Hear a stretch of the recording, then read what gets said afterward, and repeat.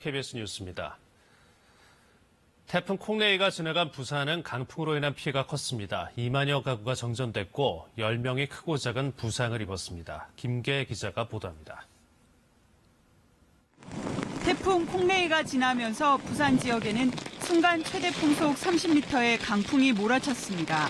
오전 10시 반쯤 부산 해운대구 중동의 한 아파트 단지 2,300여 세대가 정전되는 등 전선이 끊어지는 사고로 모두 45곳 2만여 세대가 정전 피해를 입었습니다. 강풍에 날아온 파편에 맞은 80대가 병원으로 이송되는 등 10명이 크고 작은 부상을 입었습니다. 부산 해운대구에서 도로 표지판이 기둥째에 뽑혀나갔고 공중전화 부스도 옆으로 넘어졌습니다. 신호등과 가로수가 쓰러졌고 건물 외벽 마감재가 떨어져 주차된 차량을 덮치기도 했습니다. 부산 소방본부에는 오늘 하루 태풍 피해 신고가 230여 건 접수됐습니다. 태풍과 만조 시간이 겹치면서 높은 파도가 방파제를 넘어 해안가 도로가 통제되는 등 위태로운 상황이 이어졌습니다. 김해공항은 이착륙 금지로 오늘 하루 130여 편이 결항됐다 오후부터 점차 정상화되고 있고 부산항은 오후 2시를 기해 선박 입출항 통제가 해제됐습니다. KBS 뉴스 김계입니다. 네, 경남에서도 크고 작은 침수 피해가 잇따랐습니다. 태풍이 경남 통영에 상륙하면서 곳곳에 축대가 무너지고 신호등과 간판이 떨어져 나갔습니다. 조미령 기자가 보도합니다. 태풍 때마다 침수 피해가 많았던 진해용원 어시장. 만조 시각이 겹치면서 빗물이 발목까지 차올라 상인들의 불안감이 컸습니다. 마음이 아프지. 일을 못하고 하니까 너무너무 손해도 많고 마음이 아파요. 안 잠기는데 이제 태풍 바람이 부니까 언제 그렇지. 이 옛날에는 이래 안 잠겼어요. 신앙이 들어서고 녹산 공단 서른 바람에 이 물이 잠기지. 마산 어시장도 비상이 걸렸습니다. 태풍 매미의 피해로 해안가 800m를 따라 쌓아 올린 4m의 방제 언덕 높이까지 물이 거의 다 차올랐습니다.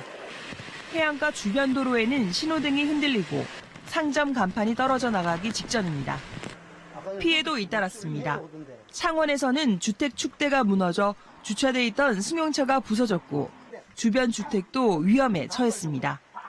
창원 중앙역 부근에는 순식간에 물이 넘치면서 축대가 무너지고 토사가 유출됐습니다.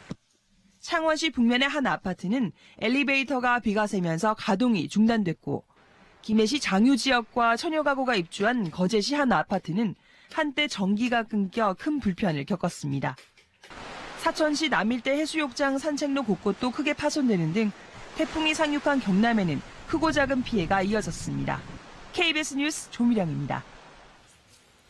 어제부터 태풍 콩레이에 직접 영향을 받았던 제주에서는 피해가 잇따랐습니다. 주택 침수와 정전에 강풍 피해도 속출했습니다. 하선아 기자가 보도합니다.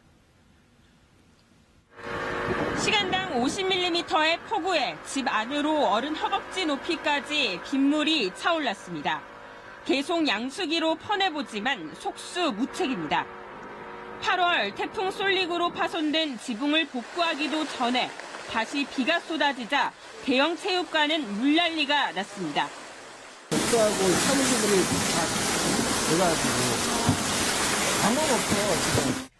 콩레이가 강타한 제주 지역에서는 특히 주택과 지하 주차장, 학교, 상가 등에서 피해를 입었습니다. 지금까지 접수된 침수 피해만 80건이 넘습니다.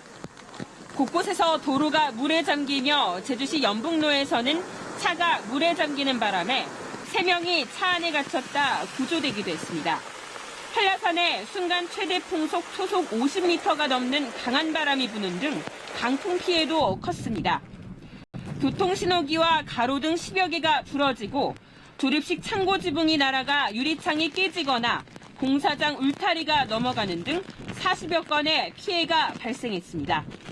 서귀포시 대정읍 하모리와 남원읍 신흥리, 성산읍 신천리 등에서는 천여 가구의 전기 공급이 끊겨 주민들이 큰 불편을 겪었습니다. 설비가 다 전기예요. 욕창 매트는 이제 계속 전기가 들어와야 매트가 이제 사용이 가능한데 그게 꺼지면은 또 어르신들이 욕창 발생할 수도 있고. 수확을 앞둔 감귤과 감자, 당근, 양배추 등 밭작물의 유실과 침수 등으로 농작물 피해도 우려되고 있습니다. KBS 뉴스 하선아입니다. 태풍 콩레이의 영향으로 1명이 숨지고 2명이 실종됐습니다. 중앙재난안전대책본부는 경기도 광주에서 60대 남성이 불어난 강물에 휩쓸려 숨졌고 경북 포항과 영덕에서 각각 70대와 80대 남성이 물에 빠져 실종됐다고 밝혔습니다. 또 강릉과 삼척, 하동과 합천 등지에서 26세대 45명의 이재민이 발생했다고 덧붙였습니다. 부산과 제주에서 주택 31동이 침수됐고 비닐하우스 75동과 어선 15척, 농경지 320헥타르가 침수되는 피해를 입었습니다. 또 지리산 국립공원 등 전국 17개 국립공원 428개 탐방로도 출입이 통제되고 있습니다. 중앙재난안전대책본부는 태풍 위기경보 경계 단계를 유지하고 전국의 피해 상황을 주시하고 있습니다. 폼페이오 미 국무장관이 북한 방문에 앞서 일본을 방문했습니다. 오늘 오후 전용기 편으로 일본 하네다 공항에 도착한 폼페이오 장관은 아베 총리와 회담하고 고노 외무상과도 만날 예정입니다.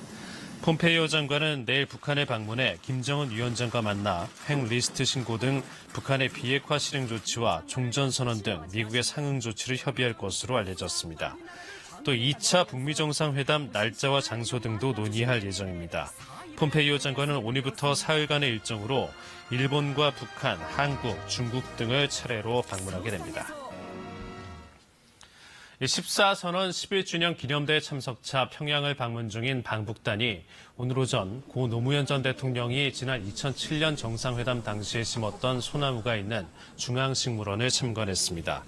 방북단은 오늘 오전 9시 50분쯤 평양 중앙식물원에 있는 14선언 기념식수 앞에서 절을 올리고 고 노무현 전 대통령의 생가가 있는 봉하마을의 6곳에서 물과 흙을 가져와 뿌렸습니다.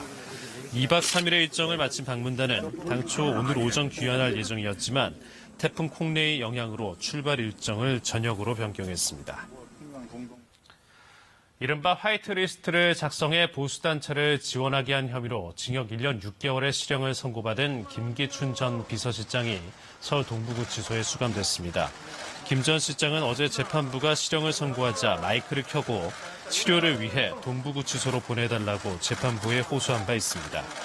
앞서 김 전 실장은 문학의 블랙리스트 사건의 2심 선고 후 건강이 나빠져 삼성 서울병원이 인접한 동부구치소로 옮겨달라고 요청해 이곳에서 수감 생활을 했습니다. 태풍 콩레이가 동해상으로 빠져나가고 오후부터 우리나라는 태풍의 영향에서 점차 벗어나기 시작했습니다. 내일은 전국에 맑은 하늘이 드러나겠는데요. 태풍이 물러나고 내일부터는 날이 더 쌀쌀해지겠습니다. 내일 서울의 아침 기온 13도, 모레는 10도까지 떨어지겠고 한글날인 화요일과 수요일에는 낮 기온이 20도 아래에 머물 것으로 보입니다. 태풍에 동반된 비구름이 동해상으로 물러나면서 내륙 지역은 비가 그쳤지만 아직 강원 영동에는 약하게 비가 이어지는 곳이 있습니다. 이 지역은 저녁까지 비가 조금 더 올 것으로 보입니다. 내일은 전국이 대체로 맑겠고 바람이 다소 강해 서늘하겠습니다.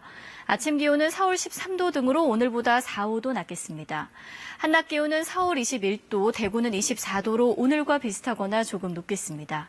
물결은 태풍특보가 내려져 있는 동해상에서 최고 6m까지 매우 거세게 일겠고 해안가에서는 너울을 조심하셔야겠습니다. 다음 주에는 맑고 쌀쌀한 날씨가 이어지면서 가을이 더 깊어갈 것으로 보입니다. 기상정보였습니다. 네, 이상으로 뉴스를 마칩니다. 시청해주신 여러분 고맙습니다.